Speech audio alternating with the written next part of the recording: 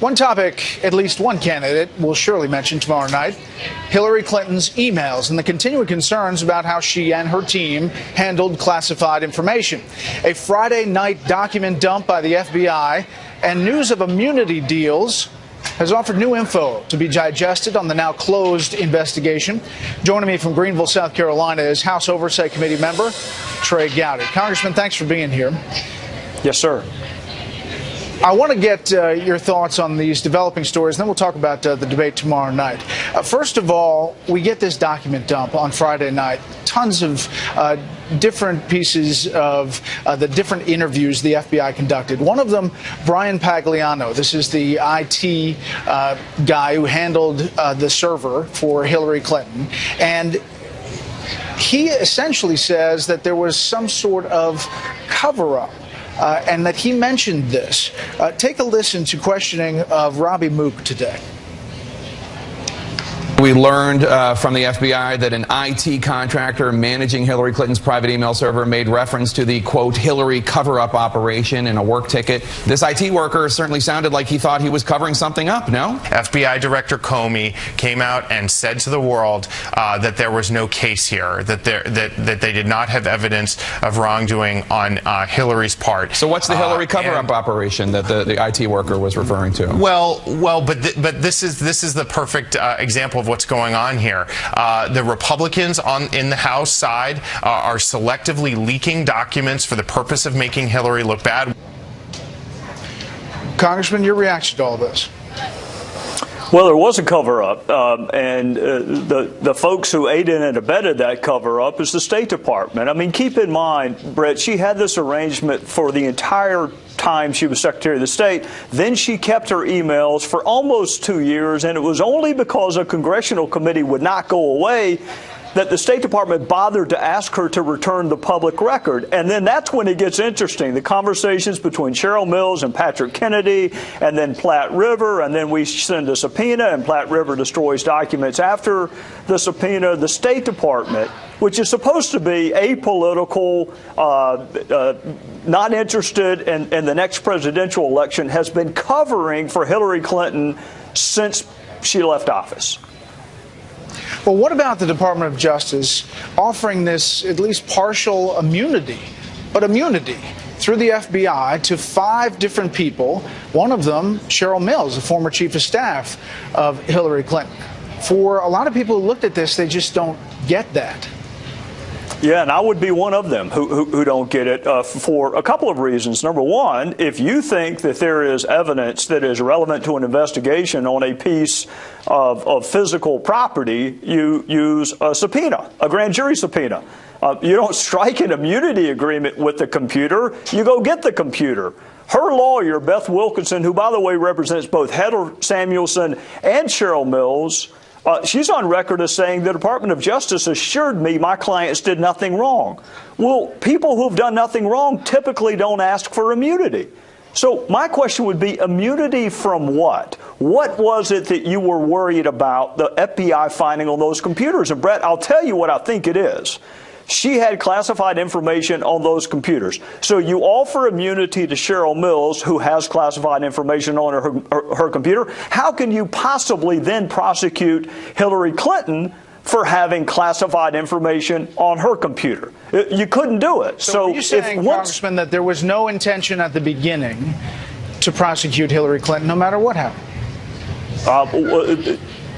Well, I don't want to malign the FBI, but I can tell you this. I have been underwhelmed by an agency that I once had tremendous respect for, and it's the Department of Justice who gives out immunity agreements, not the FBI. The FBI doesn't immunize anyone. But the Department of Justice, the same department that is headed by someone who met on a tarmac for half an hour to discuss golf and grandkids with a potential witness, to say nothing about being the spouse of a target, a potential witness in an investigation. She recuses herself. Someone in the Department of Justice had to decide to pass out these immunity agreements. And I see the get out of jail free cards, Brett. What I don't see is the jail. Usually you strike immunity agreements to further a prosecution. There is no prosecution. It's just 5 get out of jail free cards. All right, I want to ask you about the president, and he factors into this document dump. Here's what he said back in March 7th. Mr. President, when did you first learn that Hillary Clinton used an email system outside the U.S. government for official business while she was Secretary of State? The same time everybody else learned it through news reports. Now, there's an email in this document dump that Uma Abedin notes that the president could only receive emails from approved addresses. She recounted when Clinton changed her primary email address, they had to notify the White House so Clinton's emails would not be rejected by the server. Uma Abedin, was not sure how often Clinton emailed the president. Abedin was shown an email chain dated June 28, 2012 with the subject regarding congratulations. Abedin did not recognize the name of the sender. Once informed that the sender's name is believed to be a pseudonym used by the president, Abedin exclaimed, "How is this not classified?" Your thoughts on that? Yeah, Brad, I read that a couple of weeks ago when I read the FBI's file. This is about the fourth or fifth time the president has said something, that he learned something from a media report, whether it was the IRS targeting scandal or whether it's this. He's got really poor people staffing him if he has to rely on you and others in the media to tell him that Hillary Clinton was using her own private email. He emailed with her. It wasn't just once. It was more than once. And the other defense I've heard is, well, there was the letter H. Well, that's fine, but what you didn't see is state.gov. And that's what you ought to see if you're getting an official email.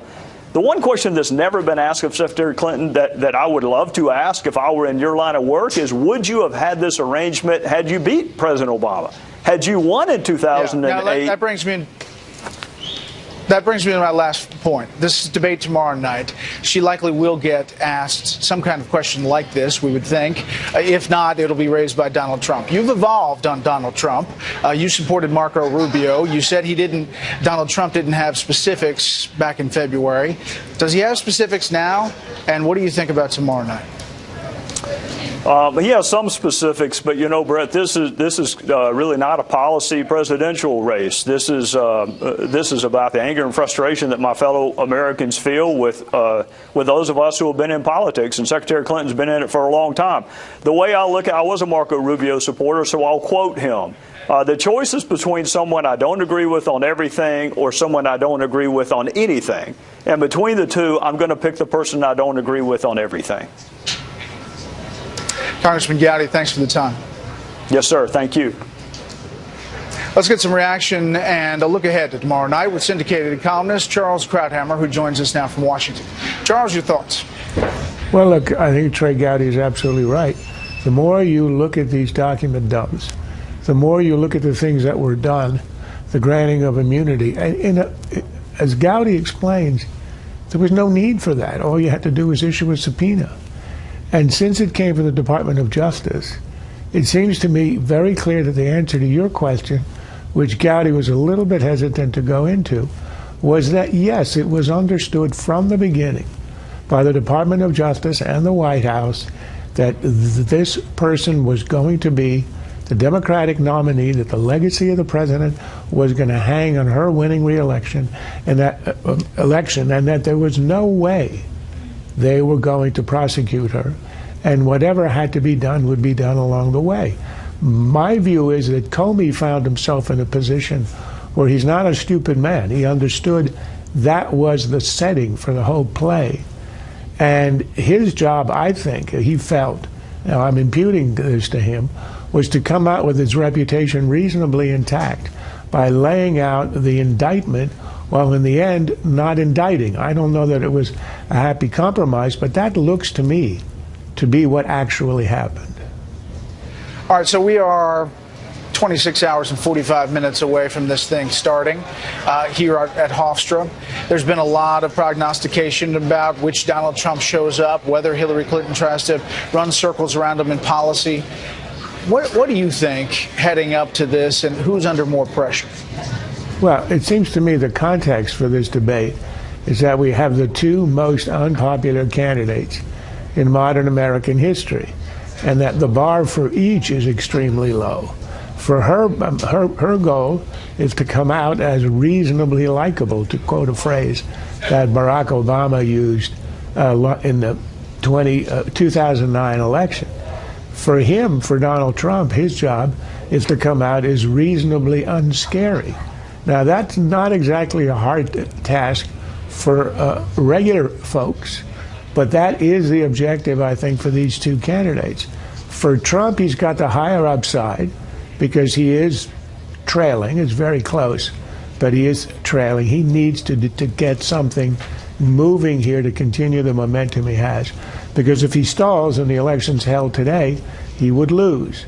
But on the other hand, since she has been running a relentlessly negative campaign from sea to shining sea, all he has to do is to show that he's not the monster he's portrayed as, and he wins. So you show up and act normal and you win. That shouldn't be a difficult task.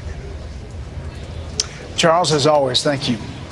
Well, who do you think is under more pressure in the debate tomorrow? Let me know on Twitter @BrettBaer. You can use the hashtag #SpecialReport.